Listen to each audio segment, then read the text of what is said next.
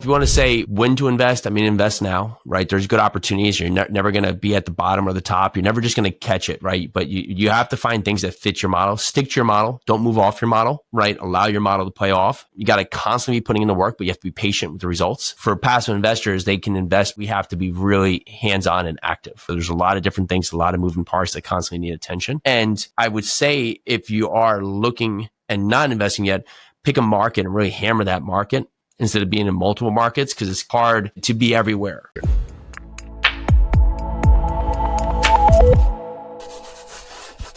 All right, welcome back to the Live 100 podcast. I'm Jason Yarusi. Today, I'm excited to bring you a podcast that I was on with my friend Alex from The Path of Progress. And I think this is going to be really helpful for you to just hear my origin story, hear a lot about how I think through a lot of the opportunities. It was a fantastic interview. You're going to enjoy all the time that we put into this show. Enjoy. Hello, everyone, and welcome back to The Path of Progress. I'm your host, Alex Kononov, and today's guest has built an empire from the ground up, literally. From bartending in New York City to managing over $280 million in multifamily real estate. His journey is packed with hustle pivots and powerful lessons. I'm joined by Jason Yarusi, the founder of Yarusi Holdings, host of Multifamily Life, and the force behind the seven-figure flipping multifamily mastermind, and my first multifamily mentor. Jason has acquired over 2,500 units since 2017, built vertically integrated companies, and is passionate about helping others create freedoms through real estate and personal development. Jason, welcome to the show. It's great to be here. Good to reconnect as always. Of course, it's my pleasure, Jason. Jason, your story starts in a pretty unexpected place, behind a bar in New York City. Can you take us back to those early days and how your first entrepreneurial spark came about?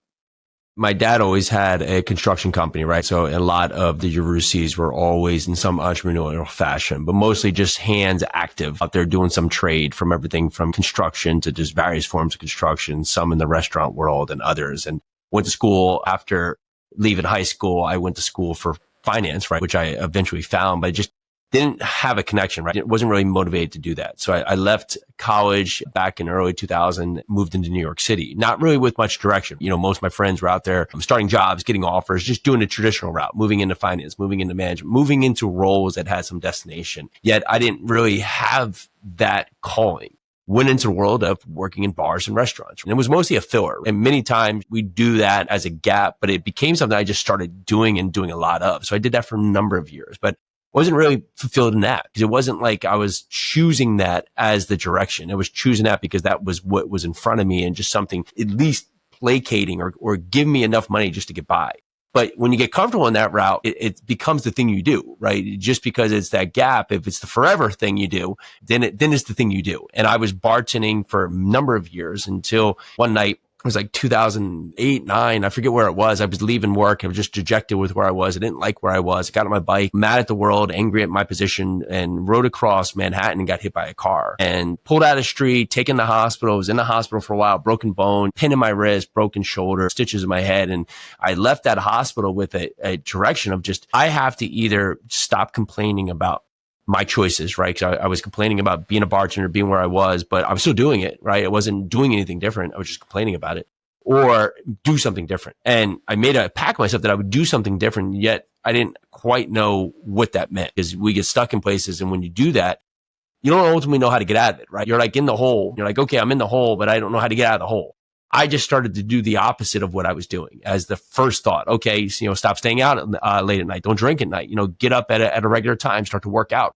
Do the opposite of what had put me into place, just hoping for a better outcome. Now, it wasn't like this massive transformation, but what it did is it started to set some discipline in my day and some discipline in my life. And lo and behold, those small choices started to just snowball into a way that it started putting me in places where went from, working behind the bar to owning a bar, owning a restaurant, opened up and sold a brewery. And then, Hurricane Sandy happened. And Hurricane Sandy is a hurricane that decimated the East Coast, caused a tremendous amount of damage. And my dad, who had the business that I mentioned earlier, he had a business that lifted and moved homes. And so lo and behold, his little business that would do 10, 12 jobs a year overnight had 1,000 phone calls a day.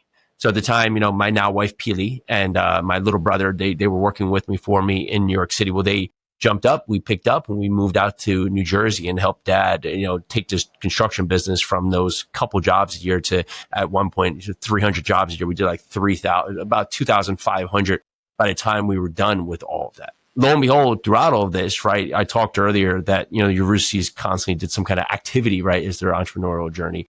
It dawned on me that everything I did was very transactional. I had to be out there from anything of just swinging the hammer, serving the drink, to now doing any form. It was me having to do something to create some result. And that something had to be with my hands. So I kept asking that question, like, how do I get back my time? How do I start to control my day, control my life? And the word real estate was the word that just kept popping up. But with real estate, there's a million different directions you go. We just did what was in front of us. We started to buy some homes and fix up some homes and raise some homes and make them meet the flood requirements. And that, again, started to go well, but it wasn't great because all of my time was getting used even more. We're still doing the construction. Now we're doing this flipping, right? And then so we moved into wholesaling and then started doing Airbnb. And lo and behold, all of these things we were doing relatively well at. But the one piece I was missing was being able to control the schedule. So lo and behold, met someone who was buying apartment buildings, and they were doing this from New Jersey, from other states, and investing in other states by putting together a team, a process.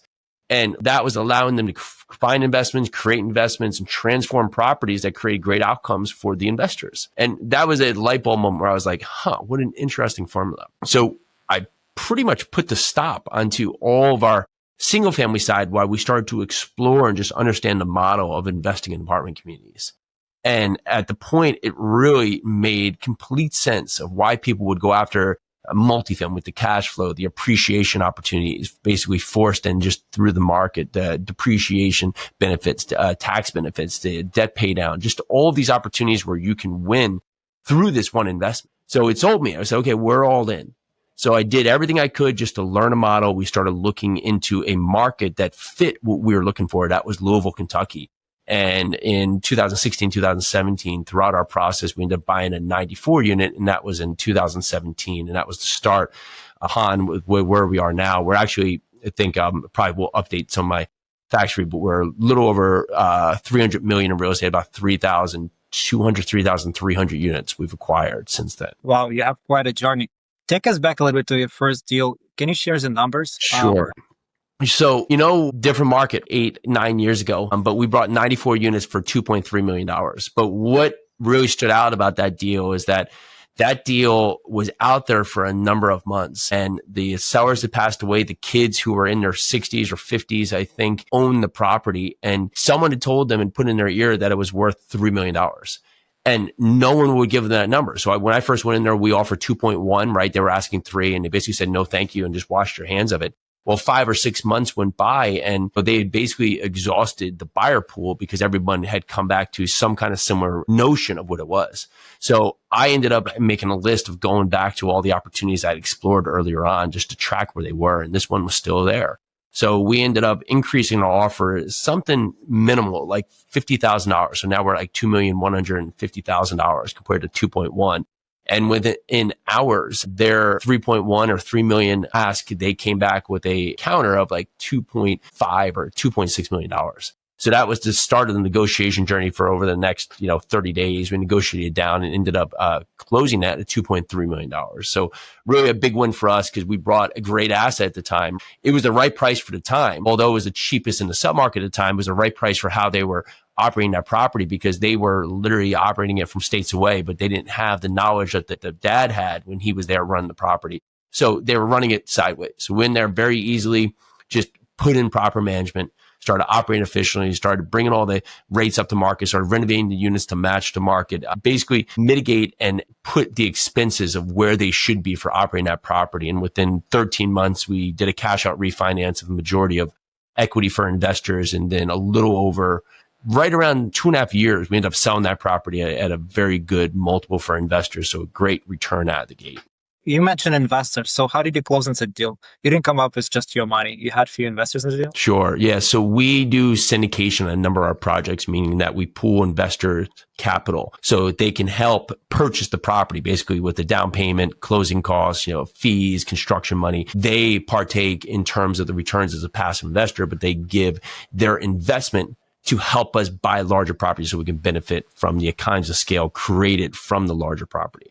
So we had someone tell us early on, you hear a lot, like if you find a deal, you'll find the money. Well, that can be good and that can be true, but can you do it in the time you need without really the pressure? So someone said, before you find the deal, go out there and talk to your investors, educate them, explain to them how this works, because it's a different investment than most are used to. It can be more complicated in nature. It has a lot of paperwork that comes through the security offerings, right? The private placement, the subscription agreement.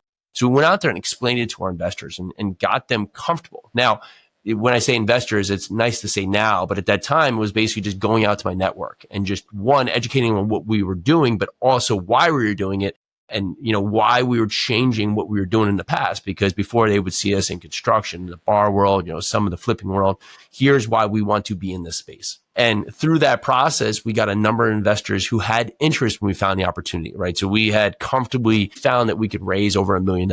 And for this property, I think we raised like $700,000 or $800,000. So when we finally found the property, well, we went back to the investors that we had given the showcase, right? Not the exact property of what we were looking for. And we basically had that money committed within like a day.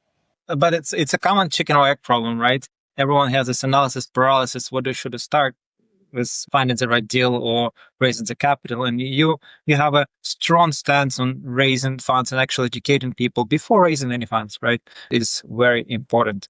Well, if you do it on the after, you have to think like, so I find a great deal and I haven't really nurtured or grown my investor base. What happens now is that now I have to do that part of the learning, the nurturing, but I have an expectation that I need a result from you. When I was doing it first, it was basically like, come back and ask questions. If it's good for you, fine. If it's not, no problem. We'll connect in the future, right? There's no stress. There's no strain. But if I do the latter where now I need your money, well, I need your money because I'm raising this. Even though I believe it's a great project, I have the looming deadline behind me. So I have to have some result from you quickly. So I don't put the investor in the best spot to be able to go and take their time to make the decision they want. So there's models where you can, but we felt this was a good way to align with investors. So they had really a pressure relief valve where they didn't have this looming deadline upon themselves and they can make themselves aware of the process and then learn more as they need it. You had a background and credibility in the space and construction, so definitely help you with your network. But is there any other way without raising your own capital? That's why syndications, they have team. Yeah. What other role can be? How can you find partner who can help raise capital? Well, there's the 4 quadrants. You always have time, credit, money, or knowledge. And so at most points, you're going to be missing one of those, 2 of those, sometimes 3 of those, but you typically will have one of them that you can serve the puzzle. And in terms of running a property, you have the person that finds the deal, the people who do the due diligence, the people that do the asset management, who have the balance sheet, who have the investors, who can do the underwriting. There's all those roles. Now, they can be just you. You can do all of that. Or you can find someone who has comparable goals that maybe has some of the strengths where you're weak. And so if you have someone that you're really strong in finding the deals, underwriting the deals, run the project, but you're short on a balance sheet and investment or investors, right? You can find a partner who could potentially help you through that process and be your partner on the deal. I think it's very important for our listeners. There's not only one way. You have to be solution oriented, right? You can't be just, hey, I have a problem. I need to stop. I don't know what to do next. But there's always a solution. If you don't have an immediate network of people who can invest money, you should network with other real estate investor who has this capacity of raising capital. And just the goal is one, right? Is to get to the finish line. Many times too, you just have to go talk to your network because everybody, their initial thought is, especially if you haven't raised capital before, oh, I have no one I know that has money. Well, you've never asked. I do this all the time. We have students where just like go through your phone and just pull out 50 people who potentially having a conversation with one, but will listen to you for 2. Call them up and ask. And 9 out of 10 times they come back with just grandeur results of being able to just have money that would be interested to invest with them, because you never know. I mean, this isn't like other countries where people are very open with their finances. Many times people have money that they're not flaunting out there, that they're looking for the right place to invest, and that right place could be in a deal with you. No, yeah, absolutely. I think it boils down to taking an action. Correct. So if you need to do something, you just have to start it, and then you look for the solution if it's not a solution. Okay, so after your first deal, tell us about it. Did you have a business plan to exit in 3.5 years, or was your initial goal there? Funny enough, we did them 10 years in the beginning. right? And so we did them as 10-year opportunities, which is a bit long for the space and was a bit out of point. But the first few we did them, even though we sold them early, we did them as a 10-year investment. So that was how we were pitching out there. And that was just the model that was presented with us. We're like, okay, 10 years, right? We've now positioned a lot to 5 years and sometimes 7 years. But for that time, what had happened is that the market had run up a lot. We had created great value in the property, and you go, it's the bird in hand is better than two in the bush scenario, is that if you've exceeded what your expectation would be for your investor returns today, then you have the opportunity to go and make them a good return where they can get their money back and go invest somewhere else. Well, why wait and try to forecast what the future will be? So we made the decision, one, to go out there and sell because it presented a great opportunity to get a great return to investors now without having to worry about what could come up in the future, right? You think about it, so we sell maybe 2020, right? Or no, 2019. But in that part, you look some in that part, but right after that, you have all these different things that happen. All these different things between interest rates, between COVID, between, all this money coming in to just all different levels of how the world took different turns that we didn't have in a business plan. So at times, you can choose to make a decision that you find is right for the now and not hope for the future of what would be possible. Jason, you have over 3,000 units.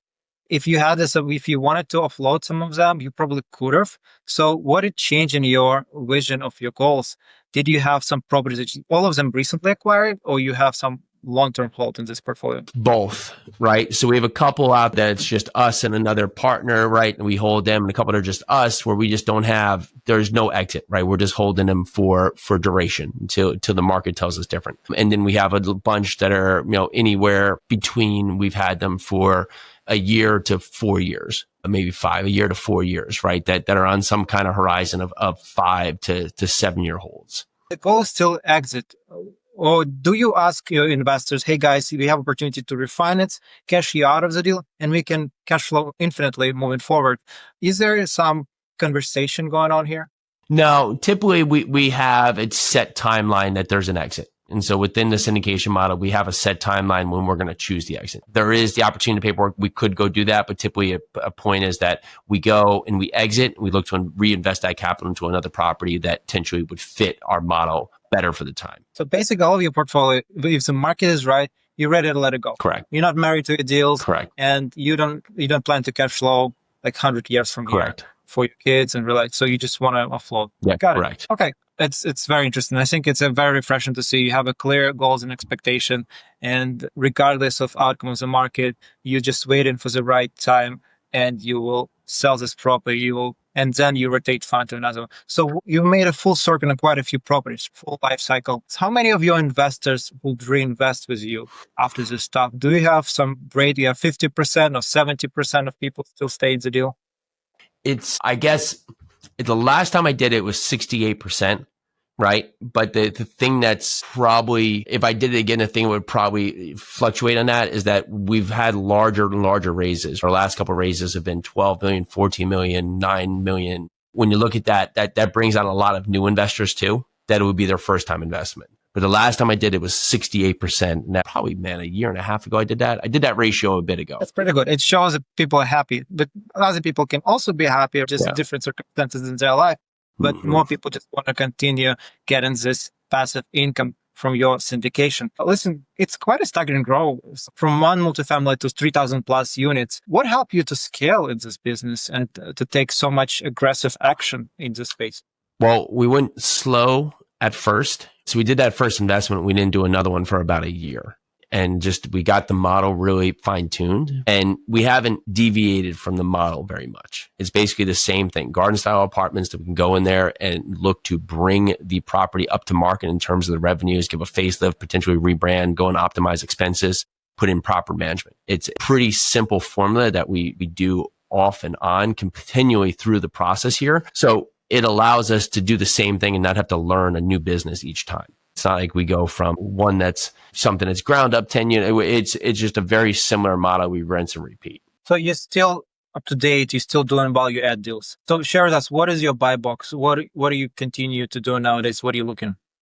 So a lot of our action has been here in Middle Tennessee. And so anywhere from Nashville to Chattanooga, We've been looking at properties that have had some ownership group that's been with the property for a number of years. We're open to recent ones, but mostly things we've been buying recently is the ownership groups have been 10 years plus. Properties are cared for. However, they have not done anything to really use some kind of marketing or anything to really bring the properties up to market. That's a sweet spot, but we've been lucky to find those. The gist of it is 100 to 300 units in range of that here in Middle Tennessee that meets that threshold. And so the last couple we brought 375 units in Chattanooga, but that was split over 152 and 223 units, two different properties. Ownership had owned it for 20 years. Brought 125 units. Ownership group had owned it for over 30 years. The same notion here. Murfreesboro brought 330 units. Ownership group had owned it for 13 years, 13 and 14 years. They brought it over there, right? All similar stories right there. Properties had been cared for, but have just been kept running, haven't really done anything to bring the properties to market, right? So our business plan is to go in there, rebrand, relabel, re-engineer, and bring the properties up to match the market. So I have a follow-up question. What is the age of the building that you're looking for? About late 70s to 2000. And it's all strictly value add. So you're looking for light to medium size renovation. All strictly value add. Yeah, but nothing that's like light tech or straight just workforce housing. Okay, and what about the rental delta? How much do you see the difference in rental? Is it 20%, 50%? How much can you get there? Some are very dramatic, right? 125 units, the rents were $550 and $650. They're now $1,050 and $1,300. So it's almost 100% increase, correct? And then the property 330 units were $650 up to $900, and now we're at minimum that the 650s are $950. So it's about, and then the 900s are anywhere between $1,200 and $1,400. So that delta again is $300 to $500. Chattanooga properties, very new, but we'll have anywhere between a very big $200 to $600 delta depending on the floor plan. Okay, Jason, now you have to share your secret. How do you source those deals? You work with the same people over and over and do what you say. Sounds very easy to do, but you don't need a million brokers. You need the people that believe in you and believe in your process, but you also have to treat them well and then make sure that, you do what you say, right? If you say you're going to, okay, I'll look at it, I'll follow up, right? It's very simple. So we've had, most of these are through a couple different brokers where they know that we will perform. We're not going to play games with them. We'll go in there and be completely straight. If something's off, we'll be completely straight with them, but we're not going to play games. We're not going to mess around. We're not going to get things done and then go and ask for a massive retrade for some unwarranted thing. We're going to come in there and give a solid offer and make a solid result for both parties. Are those properties market listed or you just pocket listings that just come up and they just call you? So a little bit of both. Let's say this, one market, the other pocket. And what about off-market leads? Are you trying to go directly seller? Mm-hmm. Do you have something in that direction? Yeah. So we have another project right now that we have through that, so that we have off-market that's direct to seller, and then we have another one we're buying coming up that was honestly through a broker that was a pocket listing too. But I find that brokers are going to make up 70, 80% of what you buy. And then the other 20%, maybe even 10% is going to come from just the X factors, right? The other little things you do. Now, does that mean that you shouldn't do them? No, but you have to be realistic. If you have a mailing campaign out there, right, it might make up 1/10 of your buying opportunities for larger apartment buildings, not like single family homes and duplexes and stuff. But for large apartment buildings, 90% is going to come from some route through a broker based on just how they have their ins into the market. Right. There's not much mom and pop in this section. The mom and pop usually 30 to 50 doors maximum, right? Under 50. Correct. But after that, it's more professional managed and run organizations. Correct. Okay. So you source your deals. How do you go through underwriting? What is your usual timeline on underwriting? Do you just scratch a napkin calculator on your head and you're just trying to understand, or you go deeper right away? Overall, we can look at it, not even a napkin, but we can just look at the distress and the numbers and the expectation on pricing and see if it's even worth exploring, right? But let's just say there's a point where we like the property, we like the area, we'll run it through analysis, right? Because the back of the napkin, at some part, you have to get through the full analysis. So we just run it right through a full analysis and just get a read of what's actually working for the model. But again, you got to go get it sized for debt, make sure, taxes, where they'll be assessed, get some indication on where insurance is. If their insurance is $200 a unit, right? You have to say, okay, like our insurance is going to change. Look at the expectations on making sure your market rents match to your expectations. But that's why we stick to a lot of the similar markets, because we already know what the resources will be. So let's talk about rule of thumb kind of assumptions. What about expense ratio for those properties? Do you have some idea in your mind when you just see the property? Okay, since I'm already in this market, it has to be like 100,000 per unit. And we can probably get, if it's 100 plus units, 40% expense ratio. Do you have some markers like that? The problem with expense ratio is how under market are the rents. Because right now, right, we just talked before, let's say we were doubling the rents, right? So if the rents are supposed to be $1,000, and then the expense ratio should be 40% off of that. Well, then it's, you say there was, I don't know, 100-year property. So then it would be about 500,000 in expenses. But if the rents are $500, right, then it throws out your entire metric of what your expenses should be, because then that's only 200,000, give or take, right, on where it is, 250,000. What I like is a better overall is to look at a per unit number, to say, okay, the per unit expense for this market should be about $6,000. That's a better read, because it gives you a more true allocation of what the numbers can be. And then you can track from that. Okay, R&M is 700. Unit turns is going to be 300 unit. You're going to have payroll at 1,200 unit. You're going to have advertising at 250, right? You're going to have your admin at 250, right? You can look at those as true numbers. Your taxes are going to be 1,500. Your insurance is going to be 600. When you add them all up, it can give you a better per unit of what that should be for a true analysis.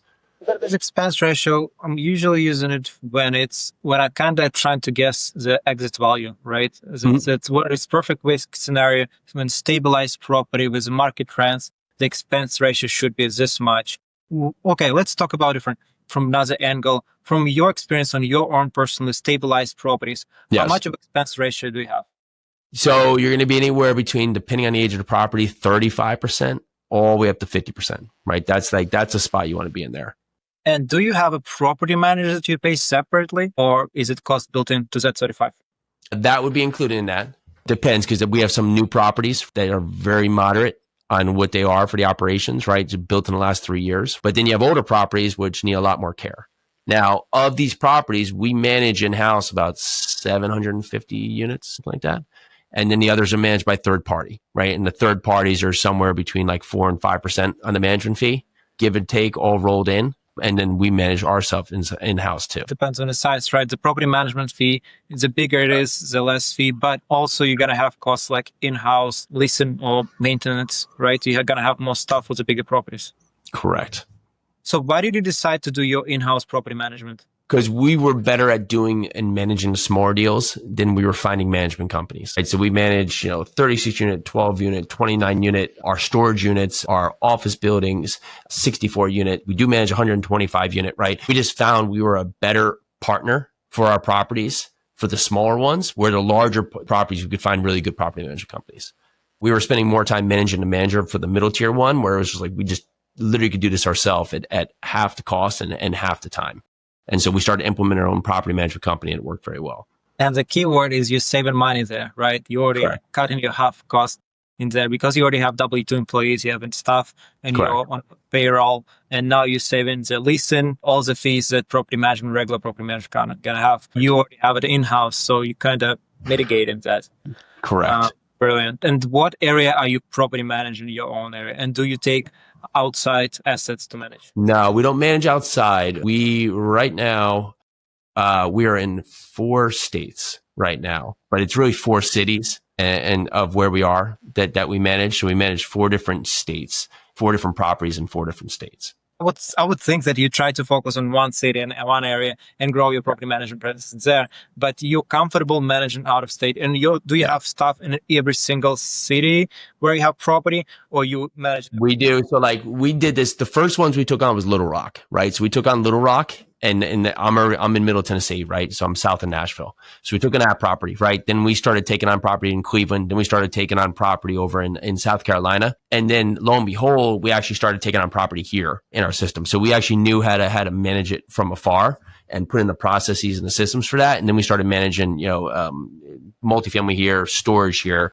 and that worked well. Do you plan to continue growing that direction and offload all your properties to a property manager? No, it was never the goal. And I find the larger properties there. I mean, we have some really good groups that manage our large properties. Found that process and the goal with the larger properties, there's better teams than we are for that. But the smaller teams, the smaller properties, we're better than the smaller teams. What would be your advice for people who have smaller properties? So what is a magic number for you think it's better to have property manager in your own experience and it possibly handled on your own if it's smaller? I would say property managers are very good when there's on-site. So an on-site maintenance, on-site leasing. So if you have a property of that size, I would say you probably will find a property management company that would do right for you. If they are not on-site, sometimes they just don't have the scale and the resources and the ability because they're managing a ton of scattered site properties and you're just one of them. If they have 100 scattered site properties and there's 6 people in their firm, right? You have to think about how much attention is your property really getting, even if you're 20 units or whatever. It's just how much energy do they have for your property because they have 199 other properties that they also have to put on. And there's no person there all the time to deal with it. So when you say the property manager on site, usually when we just talked, you're going to have people on payroll. So they're going to be on your payroll, but on top of that, there'll be property manager on site managing this property, right? Or did I understand it correctly? No. So what happens there is that the team that's hired is part of the expenses, but hired by the property management company. So say it's ABC Property Management Company. They'll hire the leasing person and the maintenance person. It will be their employees, but they will be on our expense sheet, right? They'll be as part of our income statement, right? Because we're paying that from the property there, even though it's employees for the property. It's not our direct employees. It's employees of the property management company. But they technically liability of this property management company. So you don't have to have them on your W-2 for the property. They just employed by them, but you're just picking up that bill for those employees. Correct. Yeah. I mean, it's expensed by the property. Very good. At what ratio, at what unit count do you need to get maintenance guy? And at what unit count you suggest to add a leasing officer, and how does it scale? A police officer is going to be based on time. You said that you'd ask, right, based on the nature of the property. If you're bringing on a property that's got a ton of rough stuff, you might want to get an officer that would live on the property or some kind of security until you can turn the tide, right? But from having a maintenance person, it also comes down to the age of the property. Like if you have a 1900 build, 30 unit, it's going to be hard for you not to have some kind of maintenance person there. There's going to be so much upkeep and so much stuff with that, right? Even if it's part-time, right? It just comes down to the age of the property, condition of the property, more than the size. Because you could have a 75 unit that brand new construction and just needs some nominal stuff and still have part-time construction just as much that you need on a 30 unit that's 1900 construction that's needed constantly. Everything's breaking, right? So it really comes down to the properties you're buying and the nature of how that property has been maintained. So when you underwrite this property, if it's older age, you mentally already prepare and underwriting additional expense towards maintenance. So you're increasing your repairs expense and capital expenditures. Yeah, it depends. The repairs, it also comes down to your CapEx plan too, right? How much are you going to repair in the property? Because then that's going to set the tone of what's going to be the needed year-on-year repairs and maintenance. Okay, so let's come back to sourcing deals a little bit.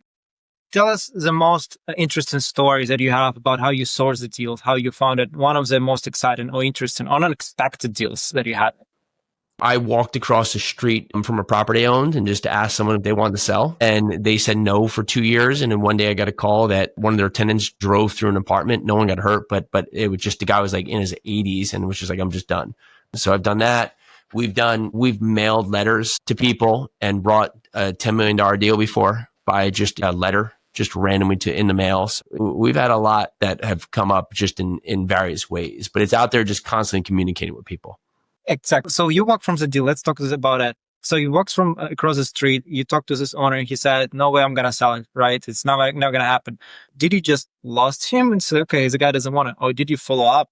Kept following up. I just be like, hey, listen, I'm in town. I'll stop by and check in. How you doing over here? Right. I think he had some idea that his son wanted to take it over, but his son wanted nothing to do with it. And it became more and more apparent that the son wasn't helping at all. And then he was like, okay, let's just sell this thing. And how often did you do that follow-ups? Like it was once a month, once a quarter, a year? Probably once a quarter, at least once a quarter. But it was also timing on when I would go out to see the property too. So I'd be like, hey, listen, I'm just going to be out, just checking in, see how things are going. So you just checking in. So he said, okay, check in, but I'm not there. Is he trying to meet with you and to say hi, or how was this? No, once in a while, like it was very nonchalant. It was just, hey, like a check and balance. Like, hey, I'm still here. It was like, hey, I'm still here. I'm still interested. Not like, and it wasn't every time like, hey, are you ready to sell yet? It was more like, hey, listen, be back in town. We're working on some stuff, wondering how things are going on your side, right? And even more of like communication because they were a nearby property too. So it was giving me insight, right? And then, that was it. And the cool thing about that is I had made him an offer originally. And he had, by the time that he was ready to sell, whenever that was, he had increased rents like $100 and we ended up staying to the same offer. So a lot of the work that I had already underwritten to ended up being done. But he done some damage to the property, right? He took over. Oh yeah, well the car, he actually fixed that too, right? So they fixed that. Like it was an old person in the community that drove through an apartment, right, by just hitting the gas instead of the brake. But he had that fixed, so like even that was done. But it was just the point he was just like, I just can't do much more of this. The power follow up. He just kept follow up, and you were there when he was ready to sell it. How big was that property? That was, so we had 40 and 50, 58 units. So good enough size. And it was your city where you have across the road, you have another property? Correct. Yeah. We've sold those since. Those were in Louisville, but I had a 48 across the street. And you still had 58? No, sold that too. Sold everything in Louisville. Basically 3 years ago, or 4 years ago, I'd sold everything out of Louisville. The reason why did you want to get out of the Louisville, or you just had a right time to sell it? Both, right? The market was really run up. Right. And so the valuations that we had underwritten to, those had gotten blown off the roof. Right. And so we had that. We were selling a couple other properties. So just like I was talking about with management companies before, I didn't have a management company at that time. And because we were selling some properties, I was losing my scale there. Right. So some of the managers that we had before, some of the property management companies were no longer useful or able to manage our properties. Right. Because we only had the smaller ones left. And we're having a horrific time finding maintenance people because it was like right in the onset or aftermath of COVID. And Louisville was giving out assistance money forever. And so tenants just had no reason to go back to work or make any payments because they knew that they could stretch it out. By the time they get to court, the court would say, oh, well, go get assistance. And they would get assistance. So you're in this constant vicious cycle of tenants just playing the game. So we saw that as a little bit of writing on the wall that we need to get out. And so we did that and moved on from there. So what markets are you focusing on right now? Really a lot here in Middle Tennessee. So we have 7 different states, but the energy for a lot of this has been Nashville to Chattanooga. So like it's an hour and a half, give or take, maybe an hour, 45 minutes from Nashville to Chattanooga, right? And so we've been really in that corridor from one to the other. So you prefer to be boots on the ground near your properties. Is this something that you focused on because of that? It just by happenstance, we moved here and it was great. I think we would still be investing in that area, but it does make it easier that we're here. A lot of local meetings, like our property manager comes in here every week to our office and we sit down and meet on all the properties, right? So it does make things a lot more proficient and easy, but it does not have to be. Okay. And if someone invests in out of state, do you have other assets out of state? How do you manage that? Do you have partner in that particular state that handles boots on the ground? Not, all of them. No, we have property managers there, weekly meetings with all the property management companies. We have times where we go into the markets, right? So not all of these, but we're constantly going into markets for checks and balances. I think everything from what do you do, one way or another, it boils down to your mindset and education. Let's talk about that. You built a massive reach through multifamily life and your networking and your own mastermind and coaching programs. What is the biggest mindset shift you see your investors need to make? If you want to say when to invest, invest now, right? There's good opportunities. You're never going to be at the bottom or the top. You're never just going to catch it, right? But you have to find things that fit your model. Stick to your model. Don't move off your model, right? Allow your model to play off. You got to constantly be putting in the work, but you have to be patient with the results. But you have to be constantly, these are not set it and forget it. These are not, as us, for passive investors, they can invest, but we have to be really hands-on and active, right? So there's a lot of different things, a lot of moving parts that constantly need attention. And just, I would say if you are looking and not investing yet, pick a market and really hammer that market instead of being in multiple markets because it's hard to be everywhere. Build a team and grow that team, nurture that team, treat that team right, and then get really good with your story of what you're looking for. So you can make sure you can put it in front of people so they can help you find it. I keep hearing in your speech the word structure. I think it's embedded in your inner core and you try to structure every little cent. So let's talk about your personal structure. I think time management and routine is a big part of your story, right? And can you walk us through what your morning structure looks like and how that impacts your business? Yeah, I like to just get up early, right? Get up early, have a glass of water, make a coffee, potentially meditate, go work out, right? I like to do that as a structure because it gets me into a calm space, allows my mind to settle, do some rigorous form of exercise, and then go back and have family time and then start the day, right? Because it gives me that point where ready, I'm conditioned, I don't start the day in chaos, and then I can go focus on what's needed throughout the day because like anything, right? The day comes and has wild twists and turns, and you can't predict them at any way. If you start the day in chaos and then you get into your day, you're going to be faced with chaos on top of chaos, which creates a lot of strain and pressure on you, and you're not inclined to make good results because you feel the pressure from everywhere. So the pressure of something that's a 1 out of 10 feels like a 10 pressure because everything's pressure. But if you can be calm with what's happening for the day, you can be decisive in what you're doing, so you can make very good determined choices for what needs to be done.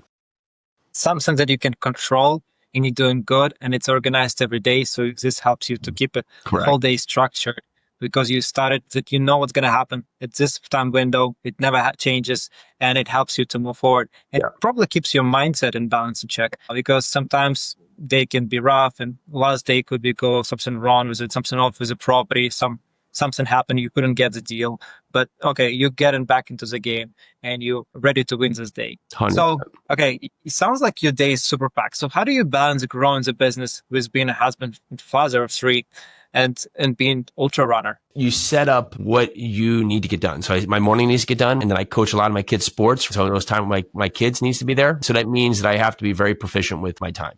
And so it means when I have the space in between that's dedicated to work, it's not just come in there and let's just kind of figure it out. It's come in here and let's have an actual plan. What are the important things that need to get done that day? Because then I can get through those and still meet the obligations that I want to and do that fill with the rest of it. It's like we have a circle of life and we're trying to improve in a little direction every day. But sometimes we forget about family or faith or physical strengths. But every piece is important and we just need to keep pushing and to keep running. So Jason, tell me, you've already done super well for yourself. You can just keep investing and keep buying those properties day and night and you don't need to do anything else. Why do you choose to do those meetups, to grow community and to help others, not just as an investor, but as a leader? What's driving your mission? It's a good full circle. There's a lot of people that gave me some wisdom that helped me upon my journey, that filled the gaps and just it created that position for me to go one more step, which got me to the next step, which continued to grow. And it's been good to give that back to others to see that full cycle, because many times it's not that we can't, it's that we haven't positioned ourselves with the mindset or really the frame of reference of how to go out this systematically. And we say, okay, you want to buy an apartment building? Okay, what does that look like in the back end? Okay, so you want to buy a 12 unit? Okay, let's put that down to the first initial step of what's that first step we should take. And when you do that, it becomes real for people because they say, okay, I'll just take that first step instead of just trying to say, well, I don't know how to buy this 12 unit. Well, okay, here's the first step. There's the second step. There's the third step. So take the first step. Okay, now you're at the first step. Let's take the second one, take the third, all the way down the system to just making offers for that 12 unit you're trying to get. So the goal is just take an action basically and send this offer out, send this LOI, make this action and get some feedback and try to improve every day. Little improvement, right? It's basically action warrants some response or feedback, which warrants some reaction. Simple as that. But you have to take the action to get the feedback that creates a reaction. And many times we think about the action, which isn't taking the action. And then we think about the action some more, which isn't taking the action. And then a decade goes on and we haven't done anything because we keep thinking about it, but we're not doing. But do it, get the response, react to the response. And the thing with the reaction is make the reaction a positive reaction to the response. So if you did something and it didn't work well, don't do the same thing. What can you learn from that and take a new pivot into a new direction? Yeah, well said. You have a quite mind-blowing journey from New York City bar to multifamily or investor in such a scale. So what's in 2025 and beyond? Any big goals and projects in the work? What are your plans? We actually transitioned our 7-figure multifamily to Freedom University. And so that's been rolling out, which has been a lot of fun. Our game plan is still looking to acquire a property each quarter. It's never a perfect math, right? But we do the work to have that opportunity in front of us, right? So that's where our energy is going. Now, is it a perfect thing that a property magically shows up every quarter? No, but it gives us and puts us in the right space to be in front of opportunities in the right timing so we can make good choices for new acquisitions. But the time has changed. What do you see nowadays in the space in multifamily in your investing? Do you see that prices started going down, people started to negotiate better, or it's not there yet? No, it's all over, market specific, right? Prices are not high. We're definitely off our peak of pricing. But in the same front, it's harder to inherently get debt. So it's just an inverse relationship between interest and price. On that front, you're still seeing some markets strong. Like here in Murfreesboro, things are still selling at a very competitive rate. But in other markets, you're seeing it trail off tremendously just because there's not, it goes supply and demand.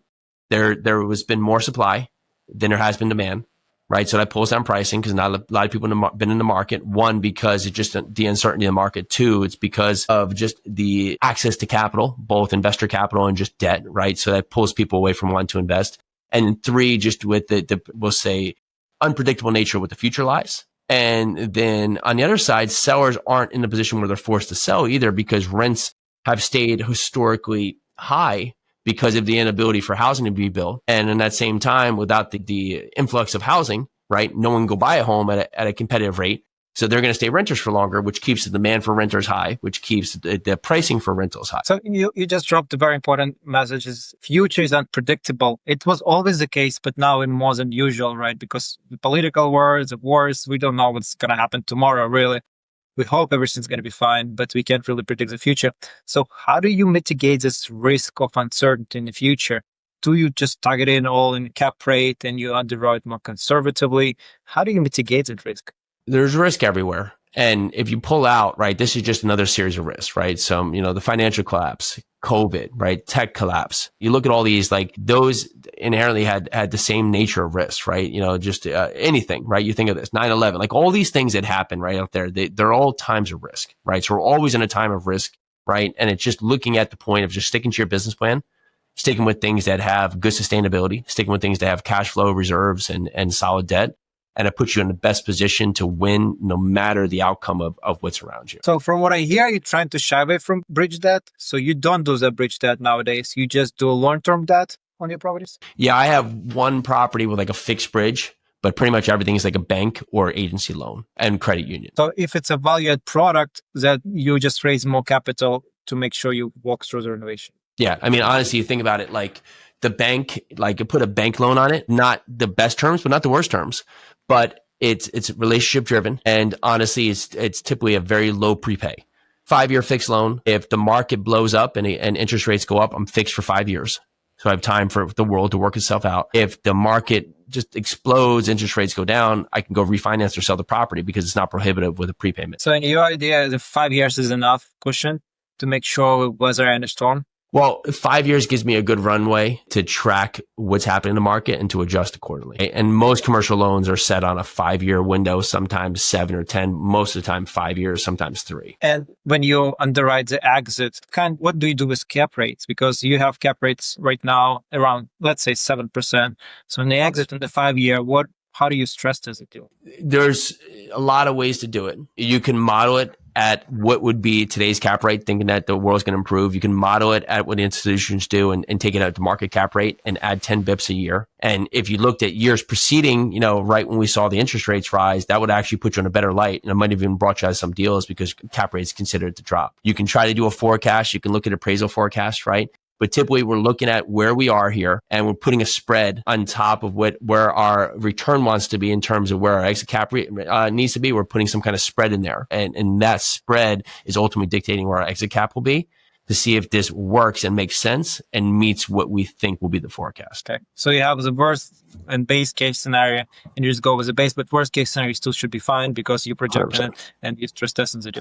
Okay, very good. I have last few questions for you. Quick hits, light around. So wherever first comes to your mind, Let us know. One book or resource that had a major impact on your real estate mindset. I've read a lot of books that have been helpful, right? So in all different parts. Whatever just came to my mind, Viktor Frankl, Man's Search for Meaning. Nothing to do with real estate, but a very interesting process of just how to look at opportunity and just look at life. I mean, in one way or another, it still impacted your real estate, right, mindset, because it's impacting your mindset and you grow in your business and you build in your business around your real estate. So yes. One way or another, it's all connected. Okay. The most important trait a new business leader or real estate investor should develop. Discipline and perseverance. One thing you wish you knew when you started in real estate. New in real estate is that you don't need to know everything, but you need to find the right people you can trust that can help you to the right answers, or more importantly, to the right questions to get the right answers. I think the key word of this session is networking. Mm-hmm. So one way or another, you have to get out there, you have to network, you have to meet people. Correct. And if you don't know something, find someone who knows about it. Okay, Jason, one last question for you. If someone wants to connect and learn more about your educational program or work with you on some deal, what's the best way to reach? Yeah, so you can learn a ton of us at yarusiholdings.com, YARUSI holdings.com. You can also reach out to us at info@yarusiholdings.com. You can also find podcasts. We have the Live 100 podcast and the Multifamily Live podcast, pretty much everywhere you listen to podcasts. Very good. I'll drop the link in description, probably place some on screen so people will be able to find you easily.